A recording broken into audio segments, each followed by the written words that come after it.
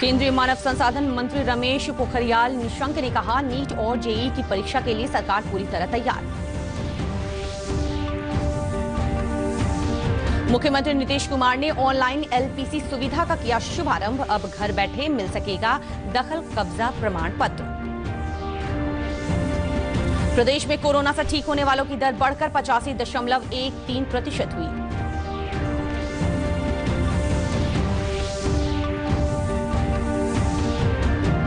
और बाढ़ प्रभावित परिवारों को राज्य सरकार की ओर से प्रति परिवार 6,000 रुपए की सहायता राशि।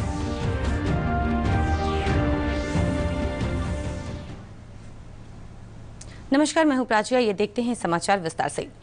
केंद्रीय मानव संसाधन मंत्री रमेश पोखरियाल निशंक ने कहा है कि केंद्र सरकार नीट और जेईई की परीक्षा के लिए पूरी तरह तैयार है।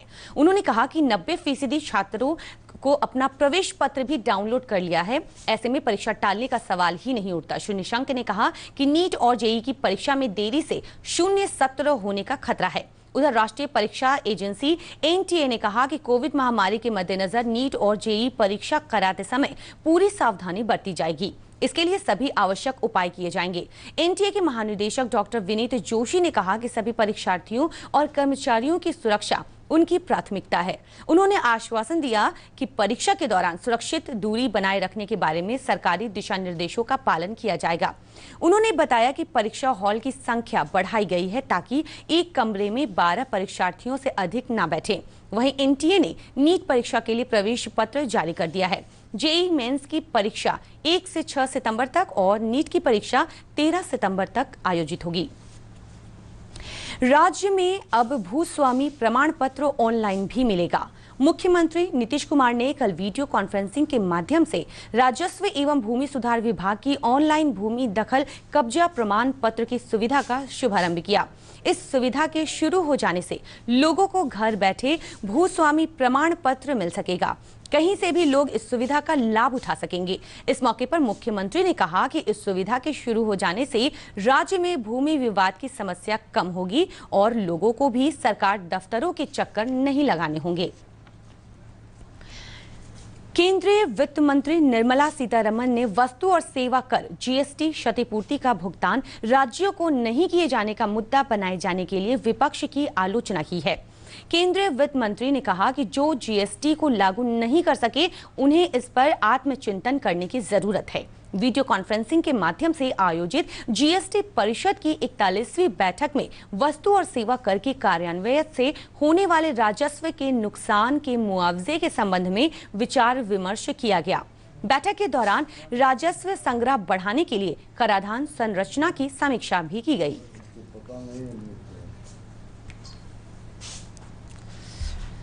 प्रदेश में कोरोना संक्रमण के 1,860 नए मामलों की पुष्टि हुई है। स्वास्थ्य के सचिव लोकेश कुमार ने बताया कि प्रदेश में कोरोना से ठीक होने वालों की दर बढ़कर 85.13 हो गई है।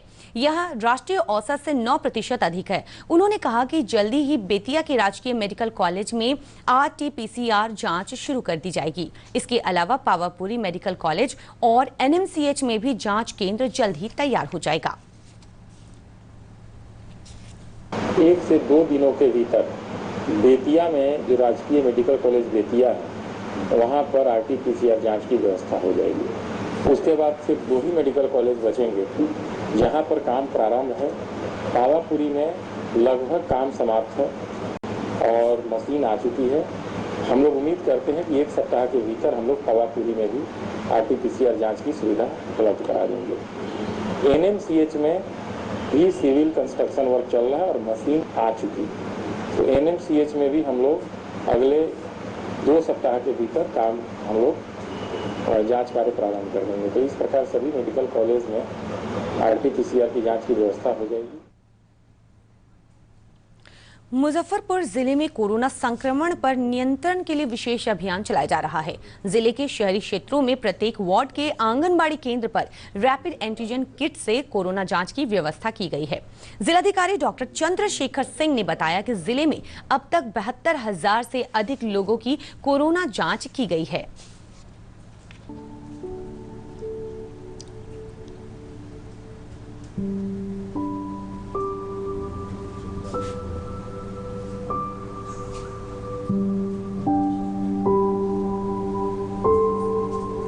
हम लोगों के यहाँ लगभग जो है 800 के आसपास 800-850 जांच होनी चाहिए प्रतिदिन। उसकी तुलना में हम लोग लगभग 3000 से 3200 जांच कर रहे हैं।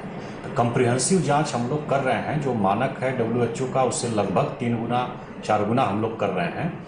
और इसी क्रम में विभाग से जो निर्देश प्राप्त हुआ तो हम लोगों ने व्यापक जांच कराने के लिए शहरी क्षेत्र में विशेष रूप से प्रत्येक वार्ड में हम लोगों ने रोस्टर बनाया है और सभी पूरे शहरी क्षेत्र को 4 भाग में हम लोगों ने डिवाइड किया है। हमारे चारों जो अर्बन PSC हैं उनके जो क्षेत्र हैं, और उन वार्डों में हम लोग संबंधित वार्ड पार्षद से भी सहयोग ले रहे हैं।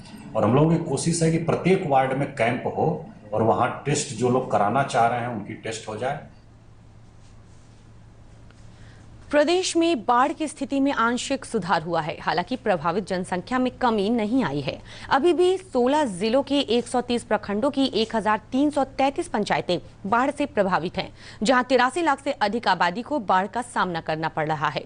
बाढ़ प्रभावित क्षेत्रों में जिला प्रशासन की ओर से राहत कार्य युद्ध स्तर पर चलाया जा रहा है। आपदा प्रबंधन विभाग के अपर सचिव रामचंद्र डू ने वीडियो कॉन्फ्रेंसिंग के माध्यम से बताया कि 5 जिलों में 119 सामुदायिक रसोई के माध्यम से 97,000 लोगों को पका हुआ भोजन दिया जा रहा है। इसके अलावा 11 लाख से अधिक परिवारों को 6,000 रुपए प्रति परिवार की दर से राहत राशि दी गई है।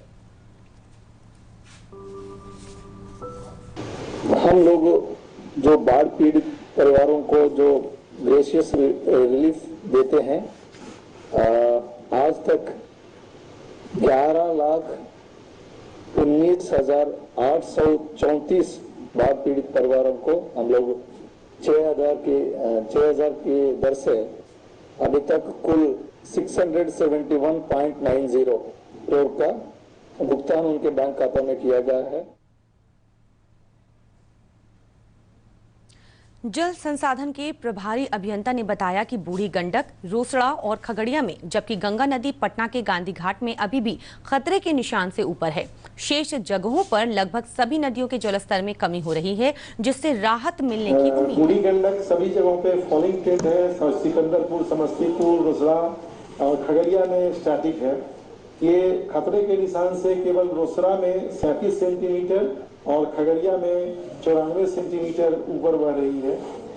कमला बलान में फॉलिंग ट्रेंड है। गंगा में ये इलाहाबाद, वाराणसी और बक्सर में राइजिंग ट्रेंड है और बाकी मुंगेर में भी राइजिंग है, जबकि ये दीघा, गांधी घाट में फॉलिंग है। हाथीदह में स्थिर रहने की प्रवृत्ति है और भागलपुर और कहलगांव में भी स्थिर रहने की प्रवृत्ति है। उधर मौसम विभाग के अनुसार बिहार में बहने वाली सभी नदियों, जल ग्रहण क्षेत्रों में अगले 24 घंटों के दौरान हल्की वर्षा होने की संभावना है।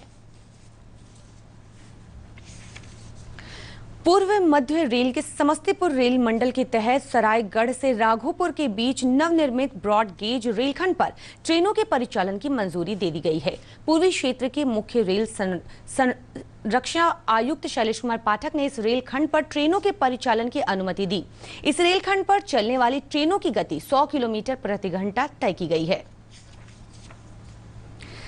शिक्षा मंत्री कृष्ण नंदन प्रसाद वर्मा ने कहा कि केंद्र सरकार की नई शिक्षा नीति से छात्र छात्राओं के कौशल विकास का मार्ग आसान हो जाएगा। श्री वर्मा ने पटना में कहा कि राज्य सरकार गुणवत्तापूर्ण शिक्षा उपलब्ध कराने के लिए प्रतिबद्ध है। सरकार ने स्मार्ट क्लासेस की भी शुरुआत की है। पढ़ने से और उसको समझने से और उस पर कई बार हम लोग का विचार विमर्श हुआ। बहुत अच्छी नीति है और इससे शिक्षा जगत में क्रांति आएगी। फ्रॉम बिगिनिंग टू एंड का कार्यक्रम बनाया गया है और इसके लिए हम लोगों ने प्रधानमंत्री को बधाई भी दी है, केंद्र सरकार को बधाई दी है। और हम समझते हैं कि अभी तो उसकी पूरी तरह से लागू नहीं हुई है, लेकिन जब वो लागू हो जाएगी तो सचमुच में जो बदलती हुई परिस्थितियां हैं उसके अनुकूल ये शिक्षा नीति आई है। राष्ट्रीय लोक समता पार्टी के अध्यक्ष उपेंद्र कुशवाहा ने कहा कि बिहार विधानसभा चुनाव अभियान के दौरान शिक्षा में सुधार मुख्य मुद्दा होगा। पटना में आयोजित संवाददाता सम्मेलन को संबोधित करते हुए श्री कुशवाहा ने बताया कि उनकी पार्टी प्रखंड स्तर पर शिक्षा में सुधार के लिए जागरूकता अभियान शुरू करेगी। फैसला है 5 सितंबर से लेकर 11 सितंबर तक शिक्षा सुधार सप्ताह, और इस बार के इस कार्यक्रम के थीम के रूप में पहले हमने शिक्षा सुधार महारैली गांधी मैदान में करके इसकी शुरुआत की थी, और उसके बाद शिक्षा सुधार मानव कतार, शिक्षा सुधार पुस्तक उपहार, शिक्षा सुधार शिक्षक सत्कार, शिक्षा सुधार जन जन का अधिकार इत्यादि कार्यक्रम हमने चलाए हैं। All India students federation AISF Covid महामारी के दौरान छात्रों के समक्ष उत्पन्न समस्याओं के संबंध में राज्यव्यापी आंदोलन शुरू करेगा।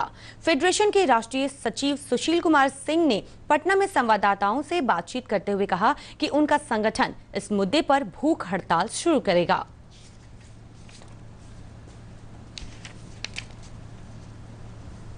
ऑल इंडिया स्टूडेंट फेडरेशन की कल राज्य परिषद की मीटिंग हुई है और जूम ऐप पर मीटिंग हुई, और राज्य परिषद ने बहुत ही काफ़ी आक्रोशपूर्ण तरीके से सरकार के इस तमाम कार्रवाइयों का विरोध करने का तय किया है। हम आगामी 30 अगस्त को पूरे राज्य के अंदर में भूख हड़ताल पर, 1 दिवसीय भूख हड़ताल पर बैठने का काम करेंगे। पटना के अंदर में भूख हड़ताल एक गांधी मैदान, गांधी मूर्ति के नज़दीक होगा, अलग अलग राज्य के अलग अलग जिलों के अंदर में भी होगा। बिहार में प्रधानमंत्री की आत्मनिर्भर भारत के सपने को साकार करने में जीविका अहम भूमिका निभा रही है। जीविका समूहों द्वारा बनाए गए उत्पाद अब केवल सरस मेलों में ही नहीं बिकते, बल्कि अब व्यवस्थित विपणन के लिए रूरल रिटेल शॉप्स RRS खोले गए हैं। नवादा में जीविका के इसी प्रयास पर पेश है एक रिपोर्ट। नवादा जिले के मेस्कौर प्रखंड के बीजू बीघा गांव में जीविका द्वारा ये दुकान खोली गई है। यहाँ विभिन्न गांवों में जीविका दीदियों द्वारा खोली गई दुकान के लिए सामान सस्ते दर पर मिलता है। मार्केट का संचालन जीविका स्वयं सहायता समूहों द्वारा किया जाता है। समूह की अध्यक्ष बिंदु कुमारी कहती हैं कि मार्ट खुल जाने से फुटकर दुकानों को सामानों की आपूर्ति में किसी प्रकार की मुनाफाखोरी जैसी दिक्कतों का सामना नहीं करना पड़ता, और इन थोक दुकानों की आमदनी भी दीदियों की ही होती है। मार्ट खुलने से हम लोग के जो समूह की दीदी है, छोटी छोटी दुकानें खोली हुई है, जो सामान यहीं से ले जा रही है। लॉकडाउन के वजह से हमको सभी सामान यहीं पर मिल जाता है, इससे हम लोग का सभी दीदी को बहुत फायदा है। सचिव रिंकी देवी का कहना है कि ये दुकान दीदियों को बिचौलियों का शिकार होने से बचाती है।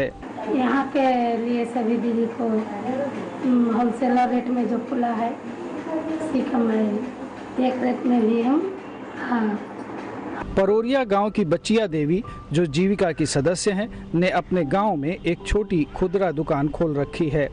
वे कहती हैं कि इससे उनका मुनाफा बढ़ा है, क्योंकि मार्ट में सामान बाजार से किफायती दर पर मिलता है। जीविका इसके अलावा महिलाओं को स्वावलंबी बनाकर आत्मनिर्भर भारत की कल्पना को साकार करने के लिए जीविका से जुड़ी शिक्षित और कंप्यूटर की जानकार महिलाओं को ग्रामीण बैंक के ग्राहक सेवा केंद्र CSP खुलवाकर रोजगार दे रही है। जीविका से जुड़े हुए हैं, जीविका द्वारा CSP मिला है, और इसी से 12,000 या 10,000 जो भी है, इसी से कमा के परिवार को जो है जीविका के प्रखंड परियोजना प्रबंधक नीरज कुमार कहते हैं कि ग्रामीण बाजार का संचालन समूह द्वारा किया जा रहा है। इसमें उन्हीं को जोड़ा जाता है जो ग्रामीण क्षेत्रों में दुकान खोलकर अपनी जीविका चलाती हैं। इस तरह बिचौलियों को हटाकर समूहों की आर्थिक स्थिति मजबूत हो रही है, जिसमें ग्रामीण बाजार में उन दीदियों को जोड़ा गया है जो गाँव में अपना छोटा छोटा दुकान चलाती है और होलसेल का सामान वो कहीं और से खरीदती थी। अब वो ग्रामीण बाजार के माध्यम से सामान खरीद कर और अपने दुकान को चला रही है। जीविका ने प्रदेश के ग्रामीण क्षेत्रों की महिलाओं की आर्थिक उन्नति में दिन प्रतिदिन नए आयाम जोड़ रही है। इससे जुड़कर महिलाएं आत्मनिर्भर भी हो रही हैं। नवादा से श्याम सुंदर की रिपोर्ट, दूरदर्शन समाचार, पटना। और अंत में मुख्य समाचार एक बार फिर से।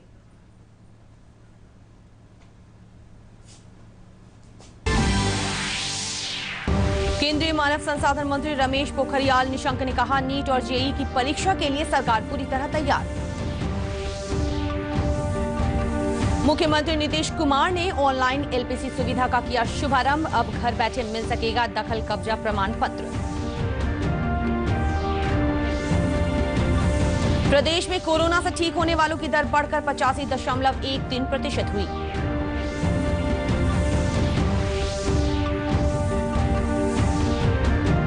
और बाढ़ प्रभावित परिवारों को राज्य सरकार की ओर से प्रति परिवार 6,000 रुपए की सहायता राशि।